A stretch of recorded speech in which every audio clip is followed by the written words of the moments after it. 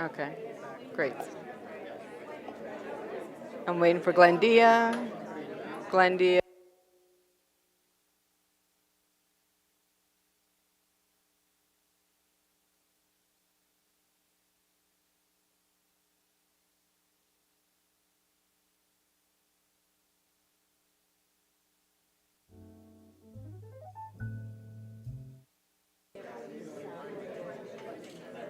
We're about to go live in just a second. Oh, we're live, actually. We're live. Welcome back, everybody who's session, and if you weren't there for the first session and you're just joining us now, welcome to Art Lucaya, Artists in Conversation. Today, for our second session, I would like to acknowledge the presence of a very special couple in our midst, His Excellency Sir Arthur Folkes and Lady Folkes. Ooh! Come on, it scares me every time. Every time. Of course, the former Governor General of the Bahamas, and they, as a couple, they are amazing patrons of the arts. And I just want to let them know that as a community of artists here in Grand Bahama, we are so encouraged by the fact that you're here. You came here for the purpose of supporting us, and we feel your support. So thank you so much. And then, of course, right next to him, Sarah St. George, the chairman of the Grand Bahama Port Authority, who it's thanks to the GBPA that we have Art Lucaya. So thank you very much. And our fearless leader, the chairman of Art Lucaya, Fatima Kaboub, who's not sitting in her seat, but she's so busy, that's why. She's out getting something done, I promise you. So right now, I didn't do it the last time. I'm Lisa Codella. I'm Lisa Codella, yes. Nice to meet you all. I'm a local artist as well. I work with ceramics, and I'm also a writer. And today I am your moderator, and I am so excited to dive into talking to our next set of panelists. With me we have, I'll start with Elisa actually what we're going to do is we'll put up on the screen one of the works of art for each of these creatives who are with us today. Two of us on the panel are showing here at the Glory Banks Gallery. Three of us. And Marina, who right here to my right, her work is actually at the Port Lucaya Marketplace Gallery. So please, I hope if you haven't already, you get a chance to go out and look at both of those venues at some point. Right now, they are free admission. Only the opening events were paid events. And tomorrow, on Sunday, there's one more opening event, which is a paid event, and that's where we're going to feature all of the student artists that we had entered from local Grand Bahama high schools. Not all of the artists, but all of the students who had art for this particular event. So even when you go to more to see them, keep in mind that behind those works that are on display, there are other very talented students that just weren't able to have theirs submitted for this first event. So please do that. That's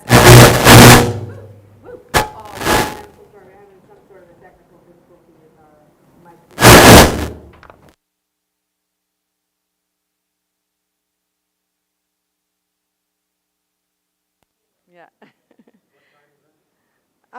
That is from 2 to 4. Yes, and then that's a paid event, but for all of next week, it will be free admission to see all of their artwork. All of the proceeds from the paid opening nights are going toward a fund that will be given to Grand Bahama high schools with art programs so that they can get art supplies to further nurture the students.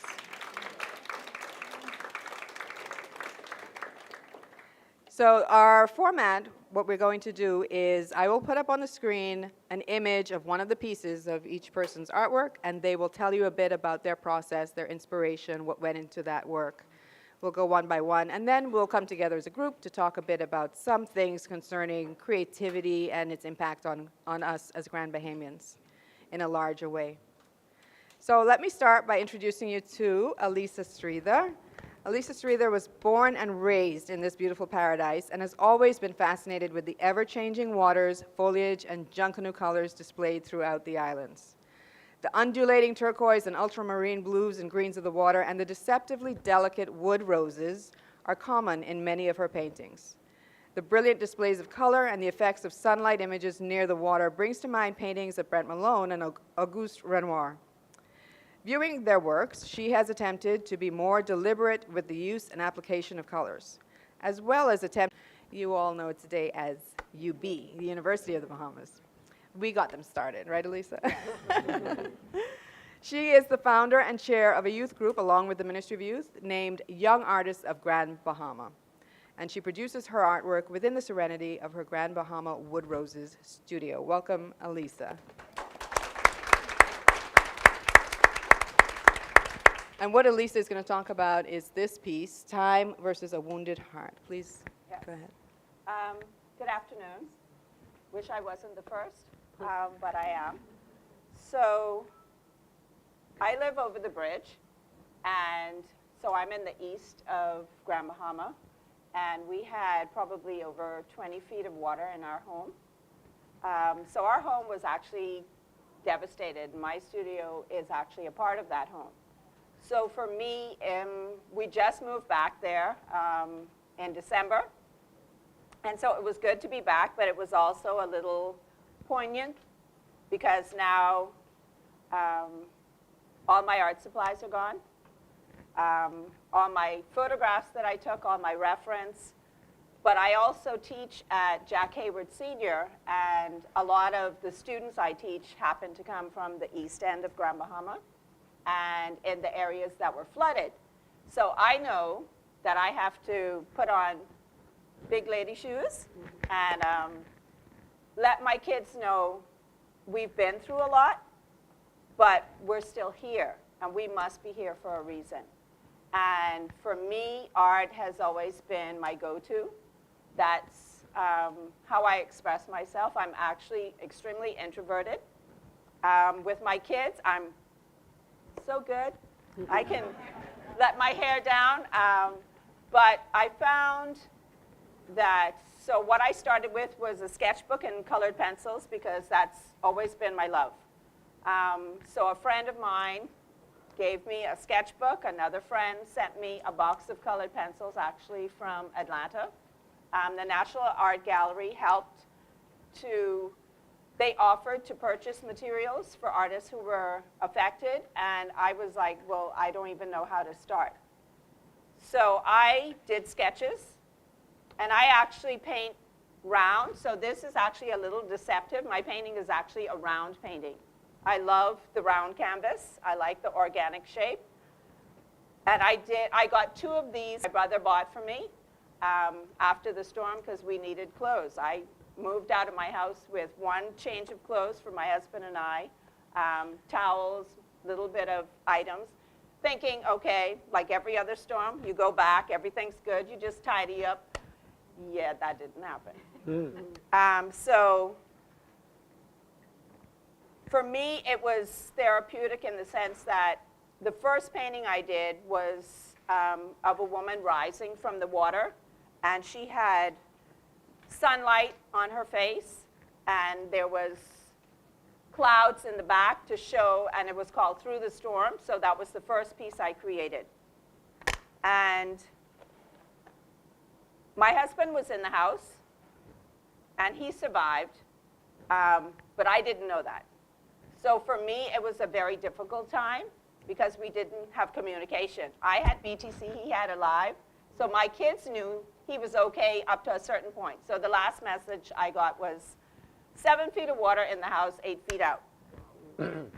We built 4 feet off the ground and have 10 feet ceilings. So when they went to rescue him, I was explaining where to go because not many people live there. And when they came back, they said they walked through the house, and I was like, oh, I forgot to give them the keys. I didn't know they didn't need them because we had no windows, doors, walls, nothing. So when they came back and they said he wasn't there, I was devastated because I'm trying to think now, how am I going to tell my kids? So he was good. So he was good. I eventually found out. So for me, it was healing in the sense that every day I go home and the pine forest is decimated. everything is broken and dead, and they're constantly falling every time there's a hard breeze. So the heart is, the cracks, the blue you see is resin filling the cracks of this sculpture. Because, okay, you're scratched, you're torn, you're a little battered. Some persons worse than others, but you know what? We're still here. And so for me, it was like a change, a challenge. Every day, you take each day, sometimes each moment, sometimes each hour. And for my kids, I have to remind them of that sometimes because I know what they're going through. A lot of them still are not home. And so for me, this was healing, not just for me, but for them, thinking about them, for the community, because we actually came together. Persons called up and said they're giving out food somewhere. They're giving out clothing somewhere. And so I think it was the community coming together, helping each other, which was a blessing. It really was. I wish it was still like that. And for some people it is, but you know, time changes. And so the hurt I felt after the storm, the hurt I felt during the storm has healed, but you still have those moments. And I think, like they say, what doesn't break you makes you stronger. So we're all much stronger. We've seen something that we didn't know we had.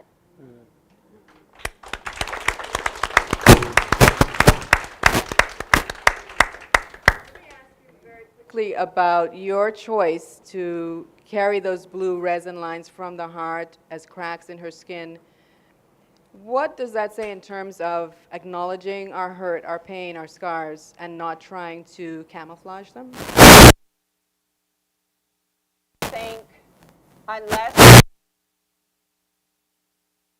you reflect on where you came from, you can't appreciate where you are.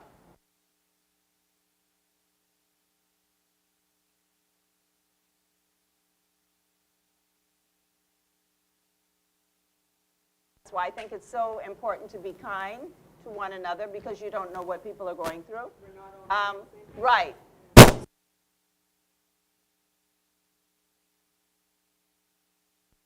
And then even with COVID, with persons.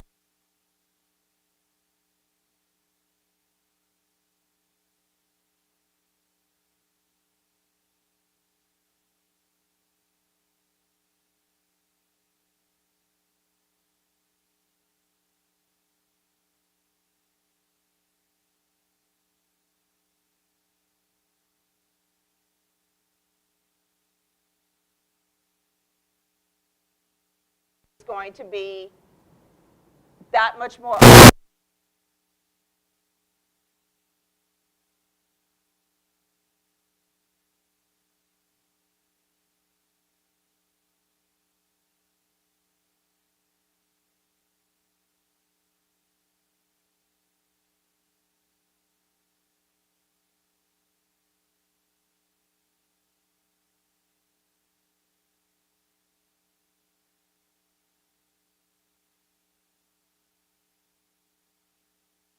Introduce Marina.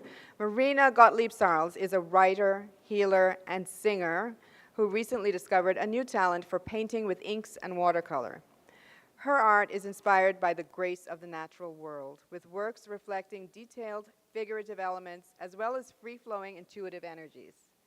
The daughter of two of Grand Bahama's early pioneers, the first doctor and nurse, I didn't know that before, Gottlieb-Sarles makes her home on the island along with her husband, James Sarles, and their son, Nikolai. Welcome, Marina. Thank you for coming. Thank you. And as soon as we can get her piece up. Oh, we're there. All right. Yes. So, Marina, this is Hummingbird Spirit. Please talk to us about this. And again, I'm going to remind everyone, we're looking at this on a TV screen. It really doesn't do it justice. When you see these paintings in person, you get the full effect of the light playing off of all the colors and the way the inks and watercolors are dancing before you. So please, Oh, thank you. let's take us there. Yeah, so Grand Bahama and Abaco really had a hard hit. Not only did they get Hurricane Dorian, we had COVID, and there was so much grief and loss and death that I painted this painting because it was something that brought joy. Hummingbirds are joyful. And it's often said that when one sees a hummingbird, it means that the challenging times are over. Not, I guess we all still have a lot of healing to do, and challenging times always come in our life. But that was really why I painted it. It's gold leaf and watercolor. And you can't really, I don't know if you can see it, the very dark part in the back is almost like a portal of where the waters came through. And yet in the front we have the gold, which arises and which is always the hope, the faith that we have to make it through. I have the drops of water almost in the front that are always a reminder of what we saw. For me, it was incredibly difficult. I was very lucky, my husband and I were very lucky to live here in Grand Bahama at the time because our apartment here in Grand Bahama was safe. But, and this makes me cry, we had what I called my temple in the sky in Abaco. And it was the most beautiful place I could ever envision. And when I went to see it, it was gone. I mean, just gone. Like so many people suffered here. And I sat on the foundation, and you know, hummingbirds actually also are a sign of hope and joy and transformation, but they also are a sign of messages from the other realms. So those of you who know me well know that I often work with the other realms. Yes. But I was sitting there on this air conditioner that was fallen down, and I looked, and I don't understand this, but through the wind, everything that happened there was a little cup with flowers on it, and I had been given it by my old friend Anne, who lived to 101, and she was my mentor for writing. And that cup was perched on the end of this money, but it also means the continuation of the cycles that we continually live in. We're going to have the cycles, we're going to have the ups, and we're going to have the downs, and yet we're all threaded together. And so I would say, you know, that really is for me what that painting was about, joy, to bring some life again after all that we have been through. And my God, all of you know who've been through it, what we've been through. And so it really was a painting to bring back some joy. Yeah. Thank you. Oh, your hands are cold. Oh, I know. Did great. Thank you so much. Marina, you mentioned something. I'm going to ask you very quickly. This notion of you sitting and seeing the vase, the cracked vase next to you, how important is it for us to be active in how we interact with what's going on around us, to notice the things that, the symbols that are trying to be shown to us, that we make sure we're not too busy, right? That we actually pick up on these little notes of encouragement that are right there waiting to be noticed? Well, I just want to go back a little to where Chantel and everyone's. There's a lot of themes here around nature. And nature, I think, always gives us signs.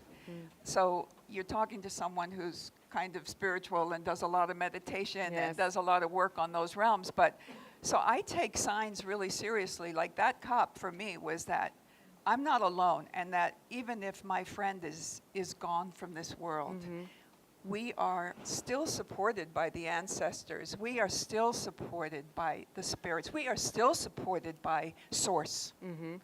So I take those signs in, and I find them, you know, very, very helpful and encouraging and inspiring. Absolutely. So, Thank you. Thank you.